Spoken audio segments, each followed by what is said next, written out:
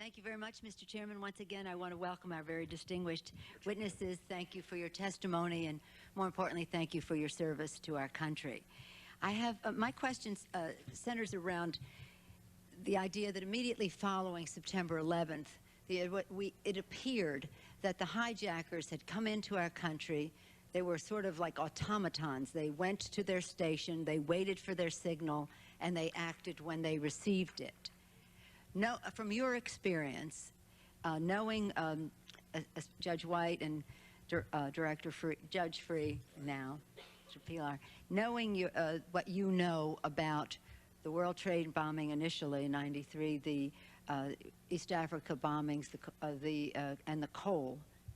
I'm separating those from Khobar for a moment, but knowing of those three, which we have identified as Al-Qaeda, do you think that there was more aid and comfort in the United States in a network that they hooked up with when they got to the United States? I'm trying to evaluate what the threat is in the future, as well as find out how this happened. We owe the families some answers, some comfort, and we want to reduce risk to the American people. We're trying to evaluate what is out there.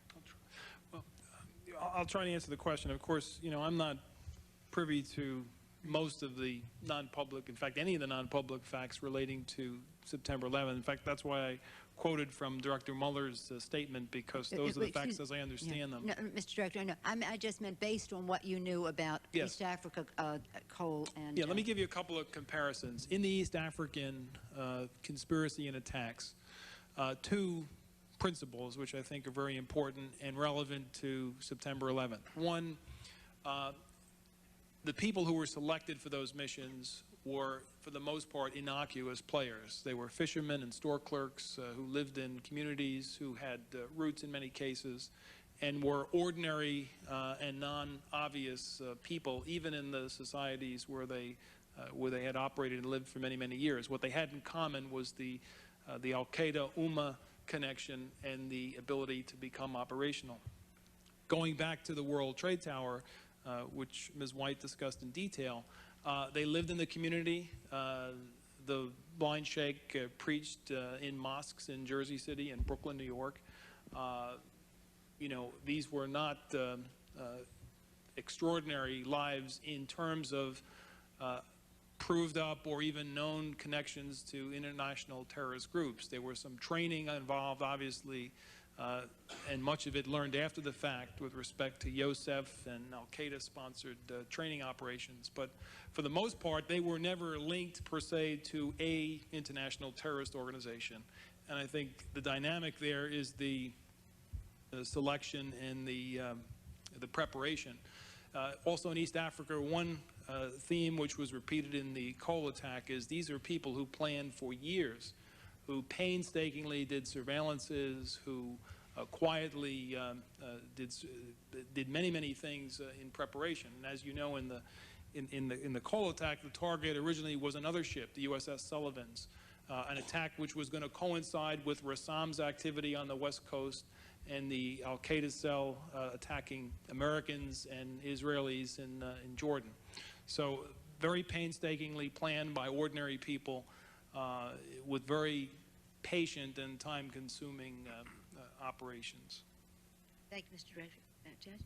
No, I agree with what Director Freeh said. I mean, one of the remarkable things about 9/11, I think, is how much of the planning, occurred abroad, which obviously points out how critical holding on to that world coalition of partners is in the fight against terrorism. And what was done within the country were, just routine living acts. And so I certainly don't see, from what I know, a suggestion of aid and comfort within the United States. I will say that, and I don't know how these facts will pan out, but two of the recent series of arrests in Buffalo and I guess Detroit, I think, that actually troubles me the most since I've left office in terms of what that can mean.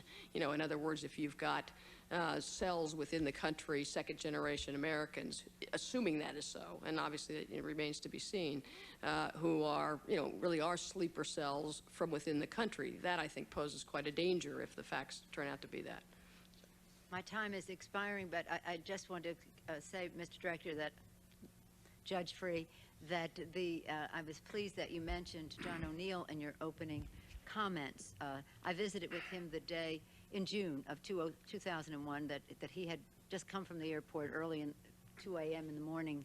I met him about 9 o'clock when he just was debriefing some of the agents who had come back from Yemen that day. And of course, he was full of that story, and also full of knowledge of Osama bin Laden and his designs on the U.S. I can't help but think how things might have been different after September 11th. We had some of the benefit of his thinking to unravel some of this, to understand the threat that still remains in the U.S. Yes. No, I agree. I mean, it was so tragic and ironic that, you know, probably one of the individuals in the world most knowledgeable about this organization and its operations killed as he's trying to save people that day, along with many other heroes. Very, very tragic. I wondered if he knew about the Moussaoui tape and the Phoenix memo and the rest of that. I don't know if he knew about it or if he left the agency before that information came to the fore, because he seemed to be a person who had judgment about those issues. No, he was an excellent agent, investigator. I don't know the answer to your question, though. Thank you again for your testimony and for your service. Thank you all. Thank you.